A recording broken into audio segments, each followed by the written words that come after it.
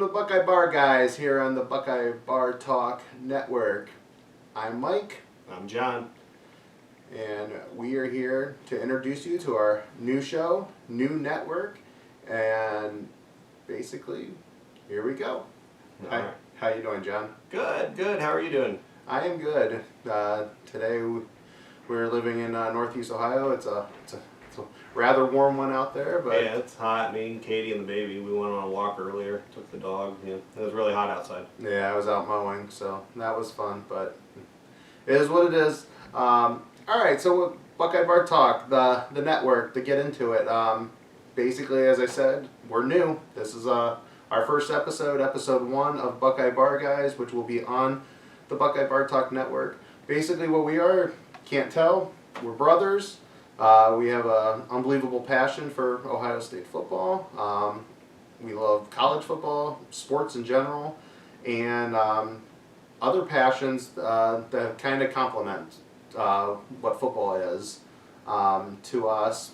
Watching sports, what watching sports is to us. So basically, that's kind of why we developed this network. So first thing, what this network's going to be, it's a community. And the way we kind of look at it is, when you go to your local sports bar, you go there to talk with friends, to talk with strangers, to talk about the teams you love. Well, it's kind of like the same thing, but just the digital version of it. So we want to grow this community. So if you're watching us on YouTube, please hit the subscribe button. You'll get the little bell sign, hit for all notifications. Don't forget to like the video. Don't forget to comment. You know, any and all comments, perfectly acceptable. We want a nice discussion about the stuff we talk about on here. Just keep them clean. If you got comments for us, you know, we're more happy to answer stuff. Any critiques, like we said, this is a first one for us. So Absolutely. and we'll take those too. We're going to be throwing the Buckeye Bar Guys, this show will be thrown out on the various podcast networks. The goal is obviously to get it up on all the big ones. So once you see those go live, hit subscribe. If they ask you to rate it, I mean, we would love to get a 5-star from you guys, and, you know, comments. We love comments. So to kind of go into some of the other shows, we'll get in. This is the flagship show, and we'll get into what this show is in a minute. But to kind of talk about some of the other shows that are going to be on the network, at least to start off with, are the Beer Run show. What the Beer Run show will be is basically, you know, in the state of Ohio, there's a lot of great craft breweries. We love craft beer, so I love beer. Yeah. So, and nothing goes better with football than beer. Than having a trusty beverage of your choice next to you. So what Beer Run's going to be is we're going to a different beer from a different Ohio craft brewer every week, and we're going to kind of you know, review it, give you our opinions on it, what we think of it, and then throw it out to you guys. And every now and then we'll do a show where we'll have you know, 2 or more breweries and kind of do a blind test and kind of give our opinions of which one we like the best. I think that will be a pretty fun show. Again, that's one of those passions we talked about that complements, you know, sports. So that'll be Beer Run. Sure. We're also going to do the Buckeye Bourbon Trail. This is something that Mike and I have really been getting into the last couple of years, is just trying different bourbons. I think it pretty much started from halftimes and post games, our celebratory shots that we take, but we really started to, you know, like the different drinks, especially bourbons, but different whiskeys. And we want to try them, we want to review them, and give you guys just kind of an insight on those, what we would recommend, what our tasting notes of those are. So again, and especially if you guys know of any bottles that we don't have that you would like us to try, please let us know. We'll do our best to get that, and that way we can do a review on our show for you. And just hopefully be able to give you as much, like I said, insight into, you know, what we feel about that certain bourbon. So yeah, we're looking forward to doing that one. It's going to be a lot of fun to do. Again, though, we don't have everything back here. You can see our bar. It's it's pretty well stocked. Bourbon and whiskeys are pretty well stocked. We don't have everything though, so if there is something that we try, or I'm sorry, if there's something that we don't have that you would like us to try, of course we'll do our best to get it. Not always the easiest in Ohio. It's a control state, so a lot of times we don't have, be harder to find bottles, but of course we will do our best to get a hold of that. Give it a try, give you guys an honest opinion, honest review, and hopefully you enjoy it. Exactly. And then another big show that we're looking forward to doing is we're going to do a show that's going to be called Buckeye BBQ. Basically what Buckeye BBQ is we both have a passion of entertaining, and with entertaining comes making food. And lots of it. Lots of it. So, it's kind of the running joke in our family is that, we always we have we have 12 people come over for holidays, but we'll make food for 30, so. Right. So, but, get-togethers are very important with watching football, whether it's just a couple guys, a couple friends getting together, or you're having 20, 30 people.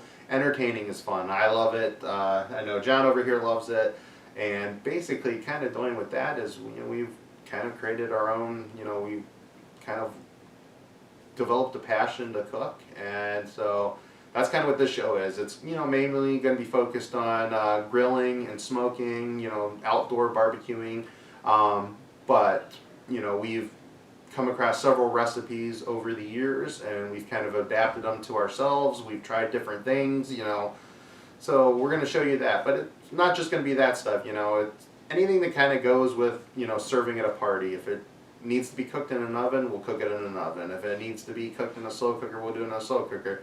There's really going to be no, limits to that show, and it's just all it is just to give people ideas of different things they can do and serve. You don't always have to go get takeout. I mean, that's kind of what we realized. I mean, takeout's perfectly fine. There are plenty of times we have pizza for games. Yeah, and hell, we're probably going to make pizzas on this show, and homemade pizzas, just so everybody can see. I mean, it's not hard, and can be a lot of fun, and so that's going to be our third show on this network.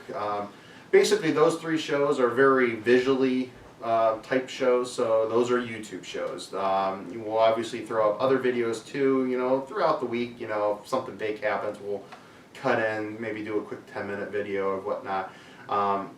But our flagship show is Buckeye Bar Guys. And what is Buckeye Bar Guys?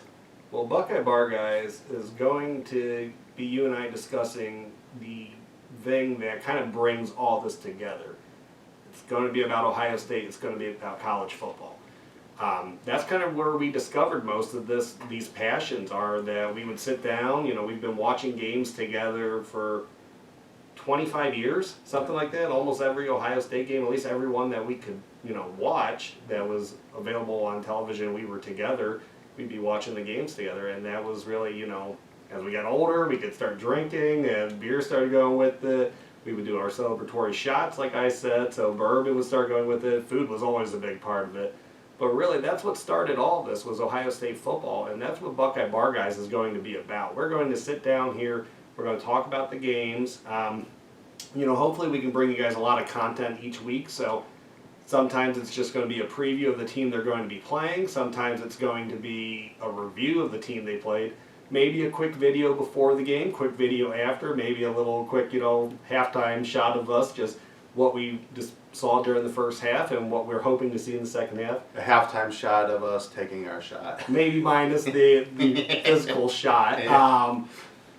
Post game, talk about what happened. Hopefully we're talking about a win. If not, we might be a little upset, but we'll still try to give you guys good content with that. And yeah, I mean, that's really it. Just trying to give you guys as much information as what we have about Ohio State, but also what it is that we're going to be seeing with the games coming up, what we hope to see, what we believe other teams' strengths and weaknesses are, and what that really goes against what Ohio State's weaknesses or strengths are, and what we feel like the outcome of the games will be. So it's going to be a lot of fun.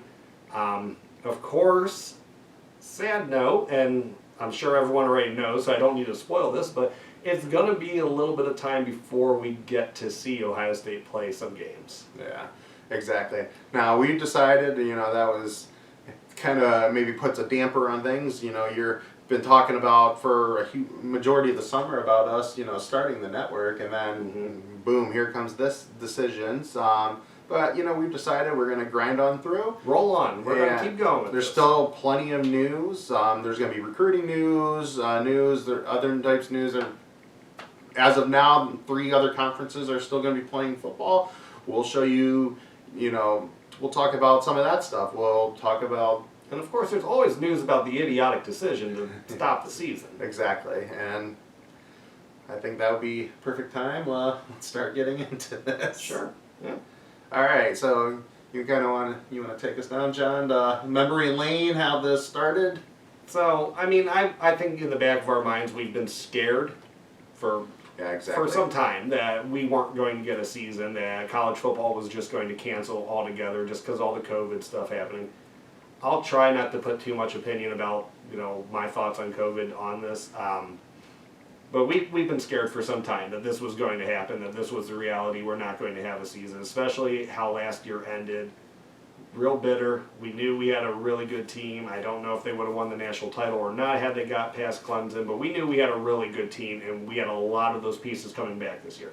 A lot of pieces were missing. A lot of people went on to the NFL and made a lot of money. Don't get me wrong. Yeah. But we had a lot of good pieces coming back, especially when you have a quarterback that finished 3rd, 4th in the Heisman. Yeah. One of the two. Yeah. But when you have that guy coming back as your centerpiece, you've got to feel good, especially with how recruiting's been.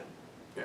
So. I mean, Ryan Day, I mean, he's been killing it on the recruiting. Absolutely. You know, I mean, he's basically, you know, as of now, I mean, he's taken what Urban did and is, in some cases, multiplying it. I mean, I know Ohio State's a big brand, a brand that sells. Urban Meyer was a big brand, a brand that sells. But, you know, Ryan Day hasn't missed a beat. So, I mean, we've definitely been pulling in unbelievable amounts of talent. And this was going to be no different this year. I mean, you think about it, you had arguably the 2nd best quarterback in the country coming back. I mean, I don't even think there's a debate to that. And, I mean, honestly, depending on the opinions, he might be the best. I mean, it's definitely a discussion. I mean, when you watch that Clemson game last year, I mean, I couldn't. I mean, I know Lawrence plays Trevor minus 1 throw. Yeah, I mean, it's a big argument to which one of them actually was the better quarterback on the field. Now, I'm not saying neither one of them are great. I mean, these are your, I mean, 1 and 2, most likely your top 2 draft picks in the draft. But I mean, Justin Fields. I mean, talk about a quarterback, and you're going to give him back for another year. I mean, it's just that alone. I mean, quarterback for football. I mean, that's your team captain. That's the guy. And having that come back, that is basically your. I mean, that solves so many issues that you possibly have. And then on top of it, you had an unbelievable receiving core. You had maybe the best offensive line in the country. A little young and raw at running back, but you know, I mean, it's Ohio State. Yeah, so that's exactly. Those are the pieces that are coming back. You feel good about the season, but again, we were always scared that we weren't getting the season. So I believe we get to about August 5th, and at this point we know they've canceled all non-conference games, but it seems like they're still attempting to have some sort of a season. August 5th comes around, we get a schedule. I mean, if I could do a physical backflip, I probably would have done one, because I felt like that was something that was pretty much set in stone, that we were going to be getting a season this year, at least trying to do one. They had it set for, you know, the first weekend of September, which I thought was a little optimistic, because you got other teams like in the SEC and ACC, they weren't starting until the end of September.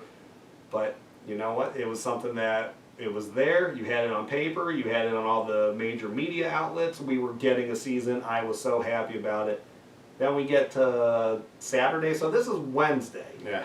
Then you get to Saturday, and you don't really hear anything different as far as, you know, COVID cases like spiking like crazy or anything like that. But now all of a sudden, they're not practicing anymore, or they're not allowed to go with full pads. Right? That's what it was. Was the plan to go into full contact or practice was no longer going to happen. That now they're going to hold off on that, and the presidents are all talking in some emergency meeting, which may or may not happen. I don't know. You heard so many different things. If they did happen, if it didn't happen. So at that point, we're like, oh crap, they're going to go back and they're going to pull the season now. Yeah, I mean, the decision over, I mean, leading up to when the decision was finally released, I mean, there was just so much craziness with, you know, are they meeting, are they not meeting, or at first it's just the presidents, and then the next day, well, it's an athletic director's only meeting, and it's just, well, it was one thing after another, and it was just crazy, and then you think, yeah, I mean, until officially they came out and said it, I didn't want to believe it. Right, yeah, you held out hope. Yeah. Of course. And then finally the decision comes out, and it's just crazy. What It was a punch in the gut is what that was. Yeah. And you had a lot of emotions. Like I said, I mean, if anybody went into the season and didn't think it was possible, because, I mean, how abruptly all sports in the spring were canceled, and, you know, but things were starting, at least in the sports front, at least on the pro side of it, you know, you started seeing things kind of starting getting back together. Yeah, people were playing. You know, I mean, you had the pro league starting to come back. So your optimism starts building, and then, you know, the schedule comes out, and now you're like, all right, yes, maybe the SEC is going to play a couple weeks later, but by the Big Ten announcing that they are doing, you know, when they're doing it, starting right at the beginning of September, at least that gives them the option that, hey, we could always redo the schedule and come back later too. The end of September, beginning of October. If you're going to do a 10-game schedule, I mean, they could have very easily at that point, at least you knew there was time built into the schedule that they could still push the season back a couple weeks, possibly still end up having a playoff, and, you know, and then everything would be possibly good. I mean, we already knew that we were definitely going to a 10-game schedule, so, I mean, at the point, you could have started pushing stuff back. Right. And they built all those bye weeks into the season, so you thought at least they gave themselves some leeway that in case anything happens, you know, you can take a week off, you can play that on one of those bye weeks. So it seemed like they had a really good plan in place, and you had heard that Ohio State had no fear of what their protocols, or the protocols that have been taken, that they weren't getting positive tests, and they had no fears moving forward about how they were handling things. And a lot of the teams, I mean, I don't know if I heard necessarily so much from Big Ten teams before this decision was made, but from a lot of the national powerhouses, you heard that a lot of them had nothing but confidence about how they were handling, you know, their COVID protocols, that they were getting negative tests, and they felt fine moving forward. So then we get to Tuesday or Wednesday, and I heard the conference was canceled probably like 5 times, or the season was canceled 5 times before we actually got to the point that it was canceled. Yeah. Right? How many times did you hear no season, and then it's like later on that night, oh no, they never actually had a vote today. There was actually no discussion today. They're just, and then, well, they're just talking a little bit, and I mean, honestly, I think they made the decision pretty quickly after they released the schedule, which is mind-boggling in its own sense that, you know, if what's the point? And I get some of the heart condition stuff is starting to come out, and that seems like that's really the big driver. At least that's what they are. You know, they're really putting their flag on, is that's the reasoning why they're doing it. That's heart condition was there on Wednesday. I mean, from when the reports that you're seeing, I mean, doctors started talking about this back in early June. So it was like, you know, it's been there. You would think they would have some sort of protocol at that point, that they could have started coming up with something, a protocol, how they're going to deal with it. You know, the Big 12 was talking about, you know, they've released that they're going to be doing, you know, different types of, you know, heart testing if somebody tests positive. Sure. I mean, that's fine. I mean, there's so many of these universities in the Big Ten have a great hospital system that's attached to their university to begin with. Mm-hmm. And then even on top of that, even if you don't have one, you've got some great hospitals in this region of the country. I mean, you think about it, you got the Mayo Clinic in Minneapolis, and then you got Cleveland Clinic in Cleveland. You know, there's some big time children's hospitals in the area that, you know, have different specialties that, you know, they can, even though they're a children's hospital, they can still do work on, you know, young adults that are in their early 20s. So, like, oh yeah, I mean, they have a good unit. I went to Children's in Akron when I burned my hand. I mean, that's yeah, exactly. You go to what where the professionals are. And that's, again, they have great hospitals in the area, but you're getting different stories from different places in the area, or people might even be talking to the same doctors, but apparently one conference is taking it differently than another conference is. Because you have the Big Ten, which hears there is a risk that this could happen. And then you have the SEC that hears, not real common, and probably not going to happen, but there is a small risk that comes with it. And they decide that they're not going to just cancel their seasons, cancel their lives because of a risk that could be there. So they go and they move forward and they keep playing. But yeah, it was real disappointing though. We finally got to that point on Wednesday where they canceled. Kevin Warren didn't really say much on Wednesday. He hasn't really said much since then. And I will give Big Ten Network, some credit. They did throw some tough questions at him, and I mean that's your home network, and you weren't expecting necessarily some of the tough questions that they did. It was kind of disappointing on his part that he hasn't really been outspoken on the topic. And I know a lot of people like to say that well, it's the president's made the decision. It's the president's. Well, I mean, I get that. It was ultimately whatever the vote is. I've heard 8-6, 10-3, 12-2. I mean, you've heard every little possible vote that known to man that could have been. Well, some of the presidents say, well, there wasn't really a vote. We just had a very in-depth discussion and we agreed on it. So, but at the end, Nebraska's president comes out and says there was a vote and it was not unanimous. Yeah. So, to me, when you are the commissioner, you are the face. So, yes, maybe the presidents did make the ultimate decision, but you're the one that has to live with the decision. You're the one that has to go answer the questions to the media. And, I mean, you got to be open about it. And I'm sorry, you have to come out. And then, the majority of these schools are public schools. So, in my opinion, the public has every right to know. They have every right to ask questions. So. Right. As a fan, I'm completely bummed out that there's not going to be a season. I don't know if I'm really owed an explanation. Coaches, players, parents are absolutely, they deserve an answer to why they're not having a season when they all want to play, when they did everything that was asked of them to be able to play, and now you're telling them that they don't have to. And Kevin Warren does have a responsibility to talk for the presidents. If he didn't think that was part of his job as a commissioner to be the face and be the representative of that conference, he's crazy. That's what they do, is when you have to make a hard decision and you're the one that's voicing that decision, you got to be the one to be able to voice the answers to the blowback from that. So the fact that he thinks he can just go into hiding is just kind of crazy to me. I don't know if he's just kind of waiting to get more answers till they have a plan moving forward with football before he's going to talk about it more. I think that may be the case, but he should have been more prepared for what ultimately was going to come from this decision. How can you have a conference with the likes of Ohio State, Penn State, Michigan, Nebraska, and Iowa is not on the same level, but they're probably right below those guys. How can you make a decision with knowing that you have those teams in your conference and you're not going to have an answer prepared when they ask you why? Yeah, exactly. And as you said, the players and the parents, coaches, these people, they've worked their whole lives for it. And I've seen some comments from some people on different media members on Twitter and stuff like that about,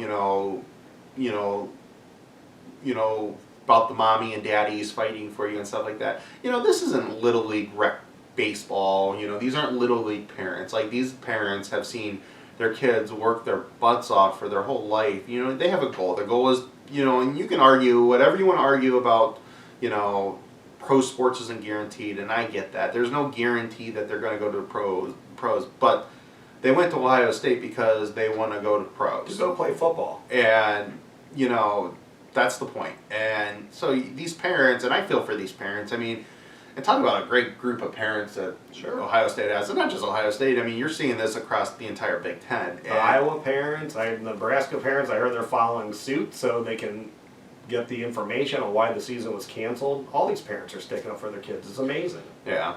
It's probably the only time it's ever going to happen. I'll even give credit to Michigan because, their parents have, their program is, even though the administration doesn't seem like the one to be behind the season, the parents, the coaching staff definitely does. So, yeah, they deserve it. They deserve to ask why. And it's not, and everybody's, I've seen, not everybody, I've seen some people, talking about the mommies and daddies doing this stuff, but, they're ignoring the fact, like, Justin Fields started a petition that, that thing easily got to 200,000 signatures. We're at 300,000 now. Yeah, but literally within a day, it was well over 100,000 signatures. That's crazy. That's not just Ohio State fans coming to... Right, and an online petition may mean nothing, but still, when your star athlete is the commissioner, when you see him doing that, he has no reason to do that. No. Justin Fields could go without playing another snap of football, and he's going to still be a top 5 NFL draft pick. Yeah. And I'll argue anybody on that one. There's no reason to believe that he wouldn't be. Like, I thought he possibly could come even into this year and, challenge Trevor some for that first pick. Sure. Obviously that's going to be out of the question now. Trevor Lawrence, has... He's going to have tape. He's going to have another year of tape. He's got another year of tape, and he's just going to be solidified as it. But Justin Fields is still getting drafted high because, not only you can see what the kid can do on the field, you saw it last year, but this whole situation has just proved how much of a leader he is, and, NFL clubs are just going to eat that up. And, sure, yeah. Then, Trevor too, though. He's yeah. been leading through this also. Exactly. This team gets to keep playing. Yeah. So, yeah. Yeah. So it's just been disappointing, especially, and you don't know what's the real answer. You don't know because you hear things that Kevin Warren has led the presidents to this decision that pretty much he wanted just to hear them say, okay, you have a point. And then he took that as a yes, as a vote. And then you hear things that the president said, no, they didn't want a season. And Kevin Warren's like, okay, we're not having the season. But you still got to answer the questions afterwards. And you can't just get away from that. It's really, it's disappointing how this has been held. He gave some nonsensical letter then afterwards and came on again. They finally, when he spoke to people, he was trying to or I don't even remember what outlet he spoke to, but they asked him one question why he canceled. He followed up with, I didn't cancel, I postponed, and then he just filibustered for the rest of his time. He said absolutely nothing. I think he put in there that he wants the kids to go out and vote, which, yeah, everybody should vote. That's their civic duty, but there's no reason for that to even be a part of the conversation. He wants the kids' voices to be heard, except when they're arguing with him about playing football. He doesn't want to hear the voices, but he wants their voices to be heard by exactly. Yeah, and his decision. I think what's even been worse than the decision has just been the aftermath of the decision. It's just been it's been a cluster, and they're just, the way that they're not coming out, and it's just, it makes the conference look really stupid. Well, as a lawyer, I would expect the guy to have some sort of wherewithal how to handle this. Don't you go to your lawyers when you're like, what do I say to prepare this statement? You would think he would have something to say without having to play too much of a hand, that he could at least get out there and say something. And I think probably that's where a lot of this decision came from, was because he was a lawyer, and that he was thinking of it as a lawyer in terms of liability.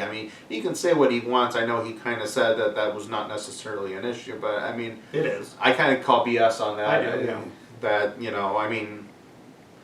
we both work in corporate America. We know what lawyers. Yeah. The lawyers are the ones at the end of the day rule the roost when it comes to this type of stuff. The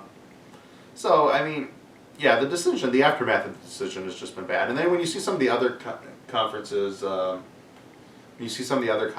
just they're still planning on playing, and it's just kind of defeatist. Sucks. Yeah, it sucks. It really makes it. It's really upsetting. Yeah, you want to play football. The kids want to play football, of course, as a fan, and I'll go back to that a lot. I want to watch football, but they've been practicing so hard, and this is why they came to Ohio State. And you get a lot of fans that they kind of have an illogical argument that the kids get a free ride, they should just be happy, they need to be there for their teammates. You'll see that if Justin Fields says he's not coming back next year, you're going to see a lot of people saying, oh, he's going to abandon his teammates. No, he came to Ohio State to play football. It's like they think that Justin Fields knocked on Ryan Day's door and begged Ryan Day to come to Ohio State. You got to you got to realize Ohio State begged Justin Fields or begged the other players to come to their school to play football. When Urban Meyer gave pitches to people, it wasn't you need to be here for 4 years. You get a free ride. No, he said I'm going to get you to the NFL in 3 years. I guarantee that's the conversation he had. Yeah, like I'm kind of going off of that. Like when everybody just talking about these kids get a free ride and stuff. And I know a lot of people made fun of him. A lot of Ohio State fans. I mean, I even poked at him that you can't say that type of this on Twitter. But when Cardell did the whole I didn't come here to play school. I mean, as much of a joke it was. I mean, it's true. And at the end of the day, Ohio State didn't ask him to come to Ohio State to play school neither. So, that's the reason why he wasn't given a scholarship to go play school. Right. I mean, all they're looking for is that he meets the minimum requirements to get into the university. I mean, I don't know what his grades were or not. I mean, Cardell's obviously, I've heard the man speak. He's a pretty intelligent speaker. Sure. And, so he definitely has his he knows what he's doing. So, I mean, obviously there's intelligence with Cardell. I mean, you can't be a quarterback at any level of playing football, in my opinion, without having some sort of intelligence, and because of just everything you have to know. But, I mean, I guess... So, going back on it, though, it's been real disappointing. They haven't followed up anything that we've wanted, that anyone's wanted. They owe the parents an explanation. They need to come out with that soon because it just makes them look worse and worse each day. I know they have a plan to play football in January. And now they're talking about playing in domes. So hopefully that comes to be, at least if we get something in January, be something. I mean, I'm not thrilled by it. I want to see Ohio State playing in the same season as Alabama and Clemson. I want to see what they can do against the other national powerhouses, but some football is better than no football, so I would be happy with it. I just don't see how realistic it is. Those guys that are, going to be going to the NFL, I really don't see them having the need or wanting to come back in January. I mean, Josh Myers, but again, what's he got to prove against not the best competition in the league? Like, is 8 games in the Big Ten schedule going to be enough to push him into a higher round? I'm not sure if it is. Yeah, exactly. I don't see the point of it, any of it. I mean, at this point, if you're going to argue safety, I don't know, in a world where CT is such a big deal that you can even say that we're going to let them play 2 seasons in the same calendar year. I mean, let's just get away from the concussion part of it, because that is huge, though, because that's what people talk about, and safety is a huge issue. You got to think about that, but getting away from concussions, what if they just tear their knee in February or March? You're going to lose them for longer into the next season when it possibly could actually matter when you're going to be playing, all competition again. So it doesn't make a lot of sense, because if you do get hurt, assuming it's still going to be the same product that they put out there, that it's going to be full contact and everything, that is not just some 7-on-7 league. If someone does get hurt, it's going to take them longer into the next season to complete their rehab. So I don't see it as really reasonable in any manner, because you're not playing for a championship. You're risking injuries by playing too much football in a year. You're risking, ruining the next season by a later start time, and you're probably still not making any money off of this. So it's really, I don't see any point for it. Besides the fact that I'm a spectator, I love to watch Ohio State play, and I'm sure the players themselves want to get out there and play some football. Yeah. Yes. Now, kind of a little thing that's been brought up, I kind of want to get your opinion on it. Do you think that this all has to do with health, liability, or is there a possibility on that they're upset over the whole, them speaking out, the players, and, there's been a lot of issues coming up about amateurism, and what is amateurism? Can you really have football players and other athletes kind of separated on college campuses from the other students? My opinion, yes, you could. I mean, there's nothing stopping them. I mean, they could have very easily had remote learning for the rest of the students, and then, I mean, a lot of players even said that would have been safer. It would have been safer. I mean, that puts them in a controlled environment. And I guess it depends if if you care about your image coming off that, football is that important to your school.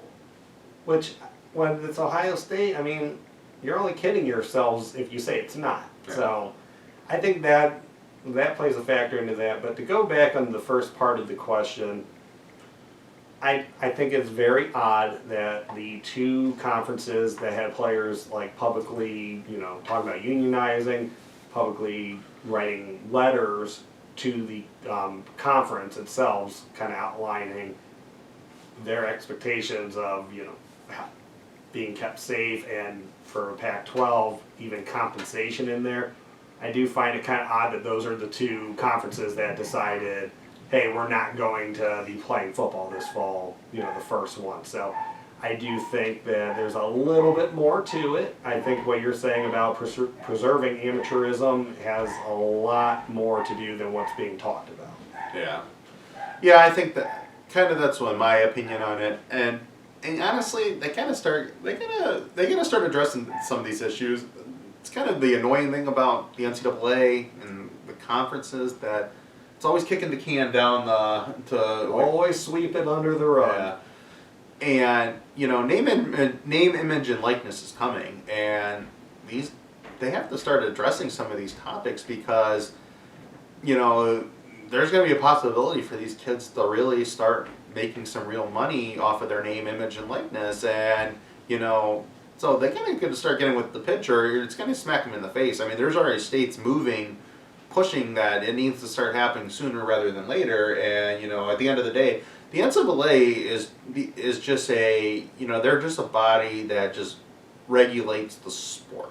They have no actual control over any states or anything like that. And the states, the federal government, there's push in Congress that in federal Congress. I mean, I know there's a lot of other issues right now, so I don't think it's the top of their list, but they have definitely, some of them are talking about. I know Ohio State's very own Anthony Gonzalez, who's a U.S. congressman now, he's talked about it. So I mean, this stuff's coming, and it's I don't know. It's time maybe for once they can start being proactive about stuff instead of just always letting things go to the next day, and because it's gonna smack them right in the face when this comes. Sure. And I mean, I think, again, I don't want to spend too much time on this, but you and I are kind of in agreement, name, image, likeness, that's a good thing for players. Yeah, I think it is. And I've heard a lot of the arguments over the years. Well, only the superstars are going to make money, and only the football athletes are going to make money. Maybe the basketball athletes, but 2020 is a different time era than even 5 years ago, 10 years ago. I mean, definitely different than 20 years ago. You have social media now, and with social media influencers, I mean, there are people now that nobody knew who they were 6 months ago, and they're making boatloads of cash because companies are giving absolutely. them. And when you look at how many followers some of these, I mean, even the non-Justin Fields, the non-superstars on Ohio State, look at some of the followers that they have on their Twitter accounts and their Instagram accounts and their Facebook pages, and you don't think that companies are going to see that and be like, hey, that guy's got long snappers. Yeah. Long snappers on Ohio State are superstars. I mean, they're funny, but yeah. They did come out with a great team picture. But yeah, these guys are going to make money. They're going to be able to cash out on this stuff, and and it's other sports too. Maybe not to the same point, but there's, and I forget her name, but there's up here in Northeast Ohio, there's a tennis athlete at Cleveland State. She's got tons of Instagram followers. She's actually been offered to do influencing, and she's had to turn them down because of the NCAA, the rules, and it's just.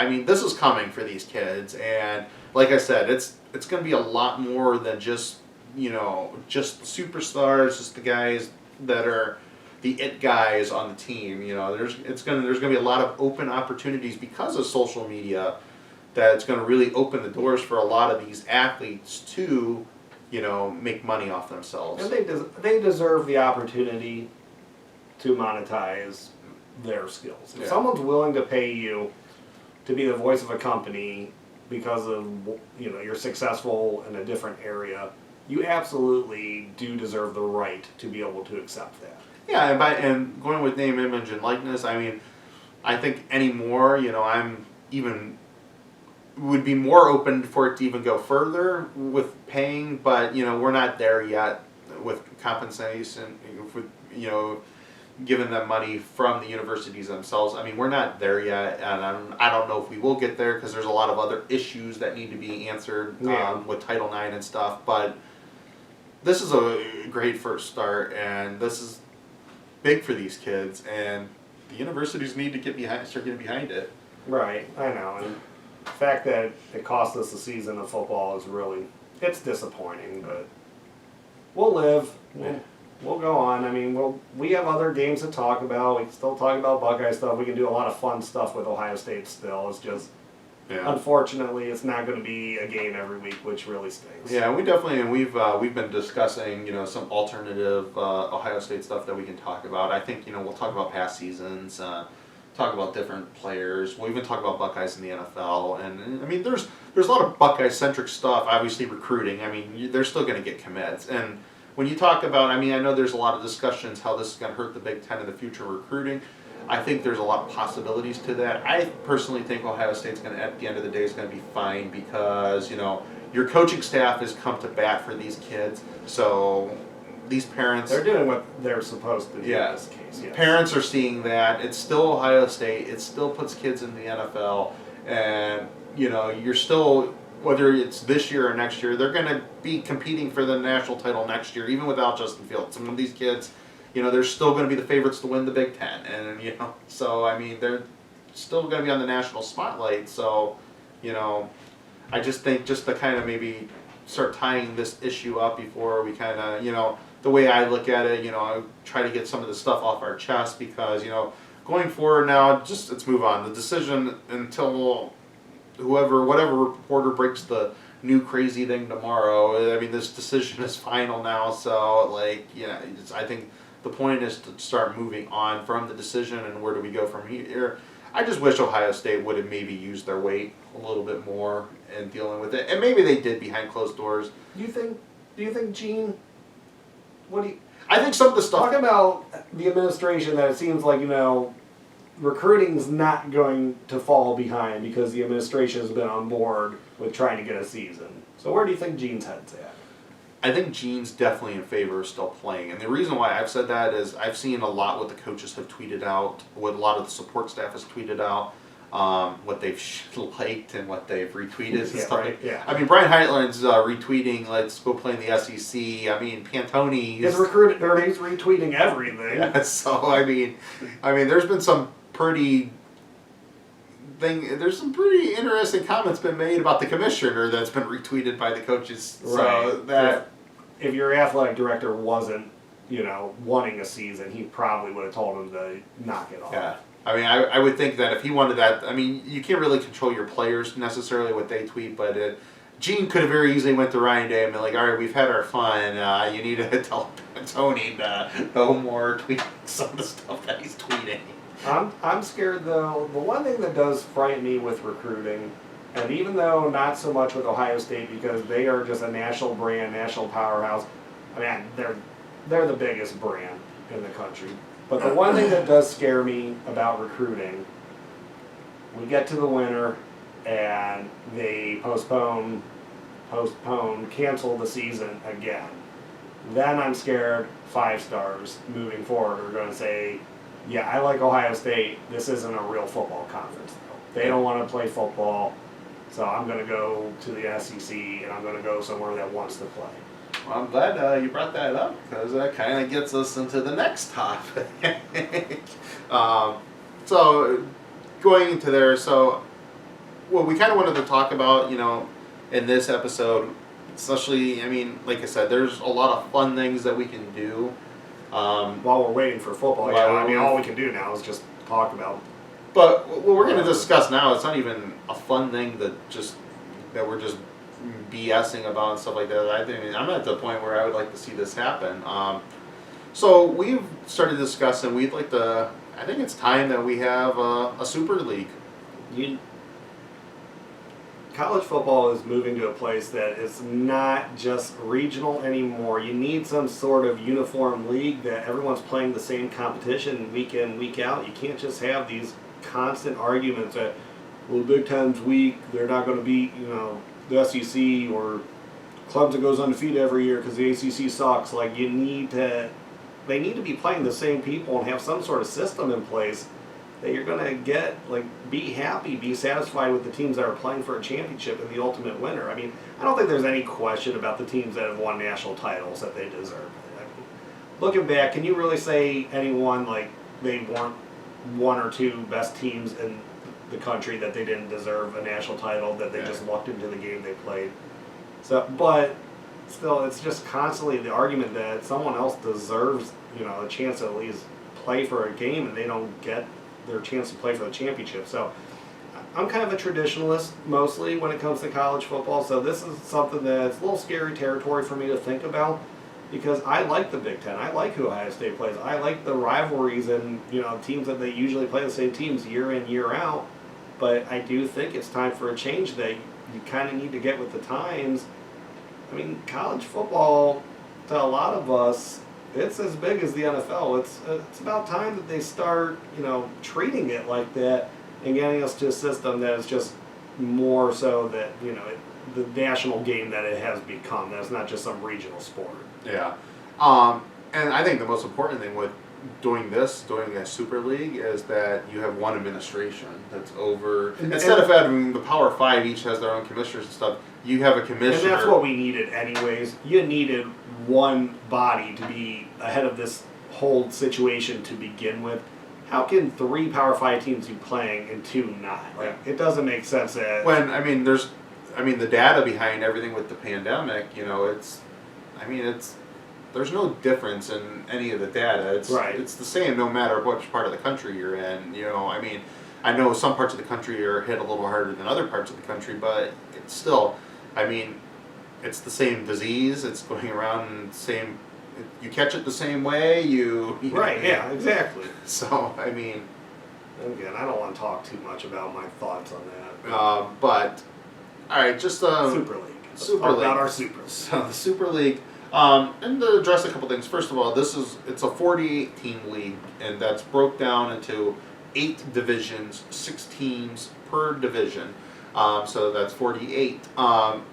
To kind of address maybe some of the other sports real quickly, we're only looking at this specifically for football. So right now, football, FBS and FCS, Division 1 is broken into those 2 things. Yes. This is basically, it's a step above FBS. And however, if the NCAA can still be the ruling body over top of it, that is fine. But, or we could discuss that. But the idea is to move these 48 teams above the rest. It's a different championship that they're playing for.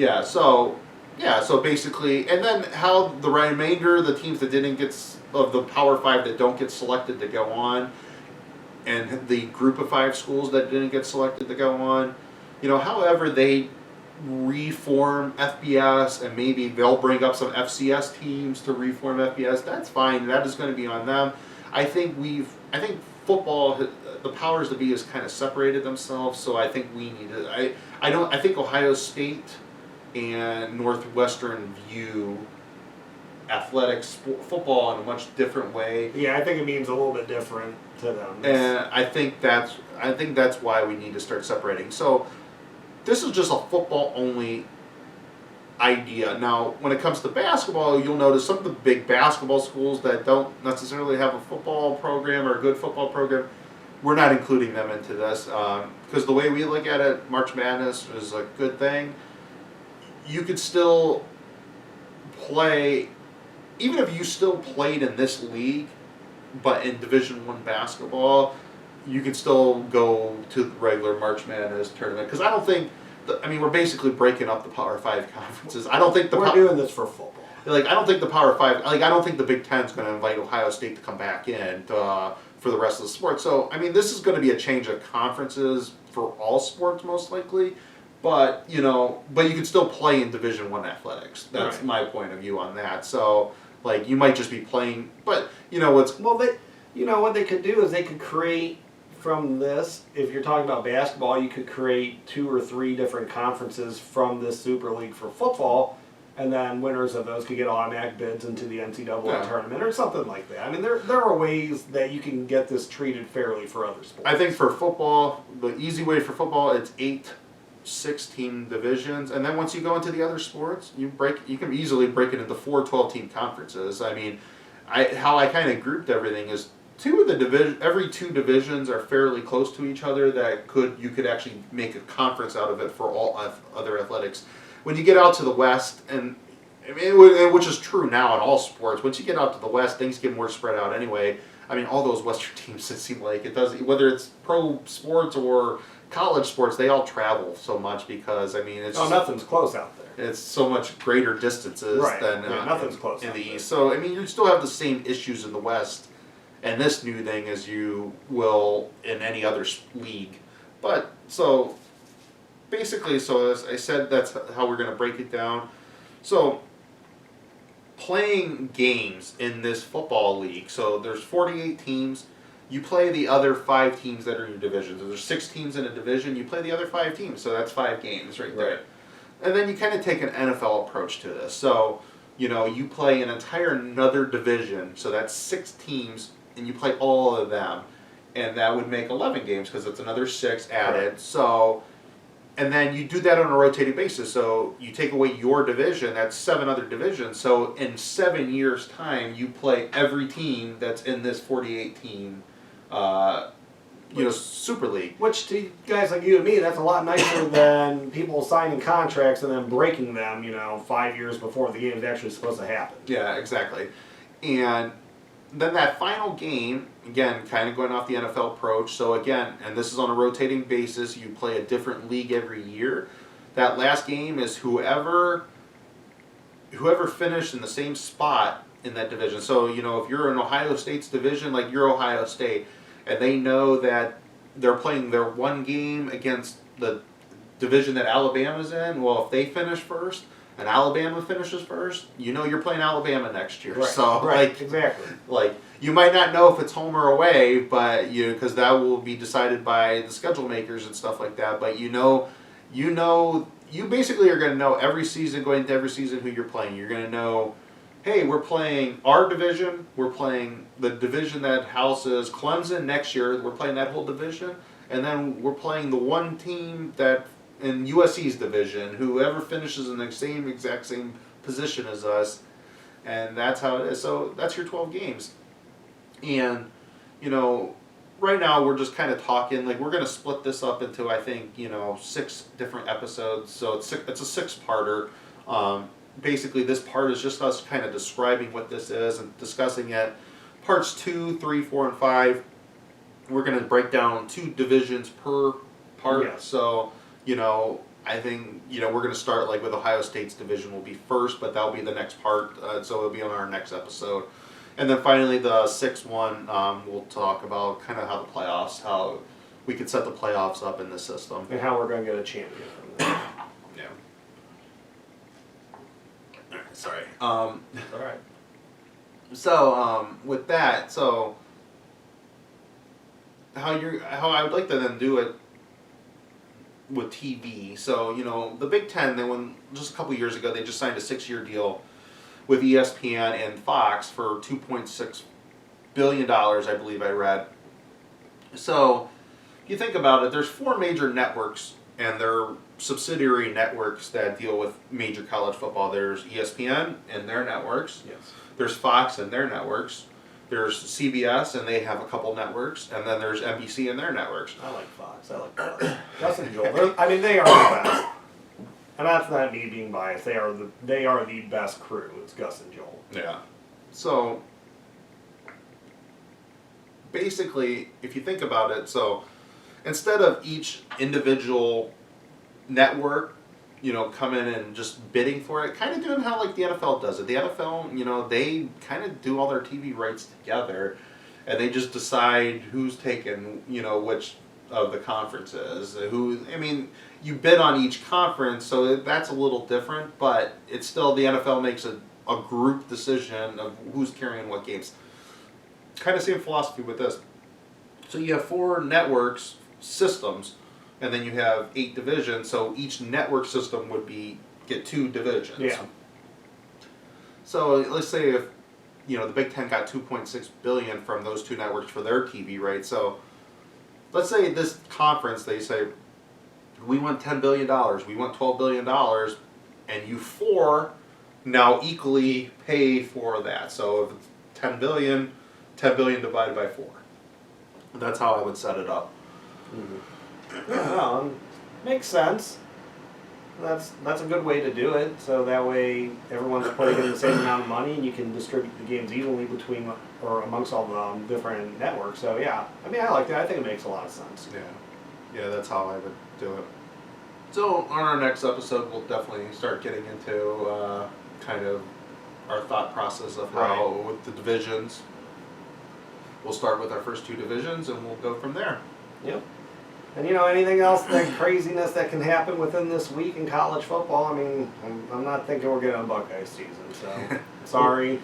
That's my opinion. I don't want to be a pessimist and downer on anybody, but I don't see it happening, so I don't think next time we're going to be talking about that yet. But I think on our next episode, I think I'd like to get a little bit more maybe into I know what Randy Wade's doing right now. I would like to talk a little bit more about the parents. We didn't really get to hit on so much the parents right now.